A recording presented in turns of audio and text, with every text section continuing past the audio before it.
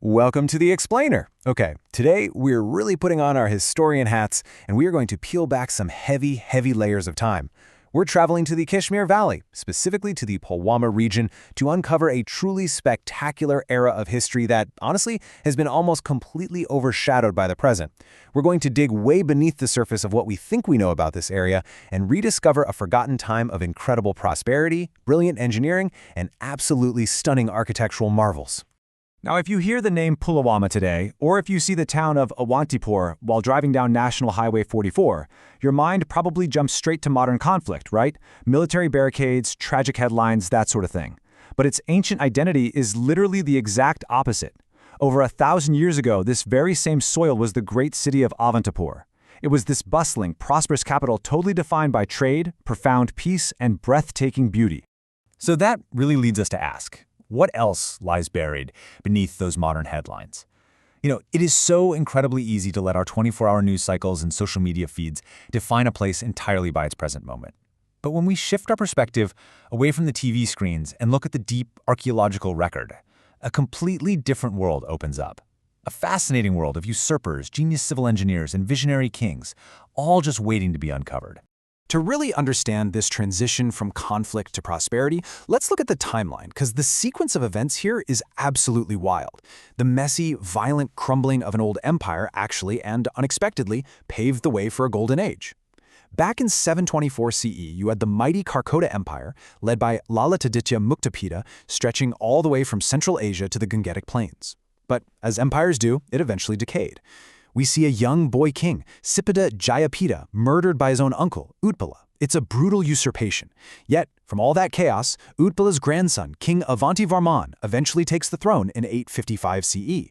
And according to the famous 12th century chronicle, the Rajatarangini, Avantivarman ushered in 28 years of unprecedented peace. So how exactly do you pull off nearly 3 decades of total peace after so much turmoil? Well, Avantivarman started by going after the Damaras. These guys were incredibly powerful, deeply entrenched local landlords who were basically just exploiting the everyday people. The new king made a really conscious strategic choice. Instead of funding huge external wars and trying to expand his territory like the kings before him, he looked inward. He systematically stripped the power away from these oppressive Damaras and redirected all the kingdom's energy into domestic trade, commerce, and actually improving the daily lives of his citizens. But maintaining peace wasn't his only hurdle. Nature was throwing some major curveballs too. Take a look about 78 kilometers north of Awantipora, and you'll find Supor, another town currently known mostly for modern violence. But back then, it was called Suyyapura. It was named after a man named Suyya. And who was Suyya? Well, get this. He was an abandoned child, left on the roadside and raised by a local sweeper woman. He grew up to be an absolute civil engineering genius, and he showed up right when the kingdom was facing a terrifying cycle of deadly floods and famine. When a massive famine loomed, he literally went to the king and said he could fix the floods if he was just given pots of gold. The courtiers obviously called him a complete fraud, but the king trusted him. And here is where Suyya's genius truly shines. He takes these pots of gold and he literally tosses them straight into the flooded river. The desperate famine-struck locals immediately dive into the raging waters to find the treasure. And in doing so, they inadvertently cleared out the massive heavy rocks that were choking the riverbed. Within days, the water receded. I mean, think about that. He used basic human psychology to trick people into performing massive, life-saving civil engineering. It's an incredibly clever, even slightly amusing solution to a deadly problem.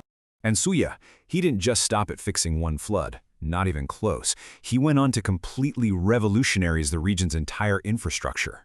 He dredged the Jhelum River to make it deeper. He regulated the water flow straight into Wular Lake. He built these ingenious circular protective embankments called kundals, and remarkably, even today you'll find villages in the region that still carry the name Kundal. He even implemented a highly sophisticated system of fixed water quotas tailored to the exact needs of individual villages. And the result? Guaranteed bumper harvests that completely ended the cycle of famine. So floods are tamed, bellies are full, and borders are totally secure under Avantivarman's peaceful reign.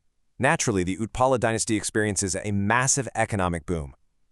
And what do great kingdoms do when they have an absolute abundance of wealth and peace? They build. This golden age of agricultural wealth directly funded a spectacular architectural and cultural revolution. It elevated the capital city into this glowing beacon of art, learning, and absolute mastery over stone. Now, the evolution in temple architecture during this period is absolutely striking. The British art historian Percy Brown made this fantastic comparison. He looked at the older, massive sun temple of Martand, which was built by that warrior king, Lalitadita, we mentioned earlier, and compared it to Avantivarman's new Avantiswamin Temple. Brown noted that while Martand was an expression of sudden glory and raw military might, Avantiswamin was sophisticated and elegant. It was born from a maturity of experience, and that is exactly what sustained peace buys you. The architecture actually evolved from aggressive displays of imperial dominance to this refined, deeply detailed elegance that only decades of stability can foster. The absolute crown jewels of Awantipora were two colossal structures, the Avantiswamin Temple, dedicated to Vishnu, and the Avantishwara Temple, dedicated to Shiva. Avantivarman embellished his capital with these majestic buildings right on the banks of the Jhelum River. And let me tell you, even in their ruined state today, their size and dimensions are absolutely staggering. They are second in size only to the legendary Martand Temple itself. They were the ultimate physical manifestation of the Utpala dynasty's profound prosperity. But if you drive down that highway today, you're not seeing soaring temples, right? You're seeing a scattering of magnificent stone blocks. Which begs the million-dollar question: how did these majestic architectural masterpieces actually become ruins? What force on earth was strong enough to bring down such sophisticated structures? Well, this is where history gets a bit murky, and where the historical detective work really comes into play. For the longest time, historians were genuinely split, offering up competing theories. It's kind of a historical whodunit.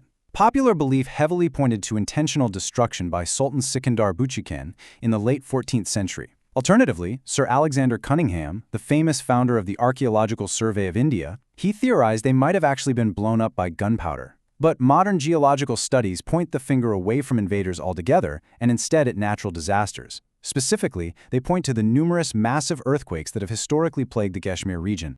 And then, the plot absolutely thickened, thanks to some early 20th century archaeology. Between 1913 and 1916, a noted Indian archaeologist named Daya Ram Sani conducted these deeply detailed excavations of the ruins. And while he was carefully digging through the collapsed stone, Sani unearthed an artifact that carried a literal timeline-shattering clue. A clue that proved the long-held theories of when the temple fell were just completely wrong. And that clue? It was just a number, 1527. During the excavation, Sani found a large jar, and written right on this jar in the ancient Sharada script were the words Om Maha Shri Avanti Margatha, accompanied by the year 1527 CE. This single, seemingly simple artifact upended everything experts thought they knew about the timeline of the site's destruction. Now, you might be wondering, why does a date on a jar matter so much? Because it means the temple survived as an active site of worship for a full century after it was supposedly destroyed by the Sultan in the early 1400s. I mean, that brilliantly highlights the incredible resilience of Utpala architecture. These monuments to peace built by King Avantivarman and his genius engineer Suyya endured far, far longer than anyone previously believed. They stood strong against the immense pressures of both time and human tumult. So, as we wrap up this explainer, I want to leave you with one final thought to chew on. When we look at regions currently defined by conflict, what other ancient truths, what golden ages of peace and brilliant innovations are simply waiting to be excavated from beneath the surface? The story of Pulwama's ancient heart reminds us that history is incredibly deep. And if we just take the time to dig a little deeper, way past the daily headlines, we might just discover masterpieces of human achievement we never knew existed. Keep that in mind the next time you read the news. Thanks for joining me on this deep dive.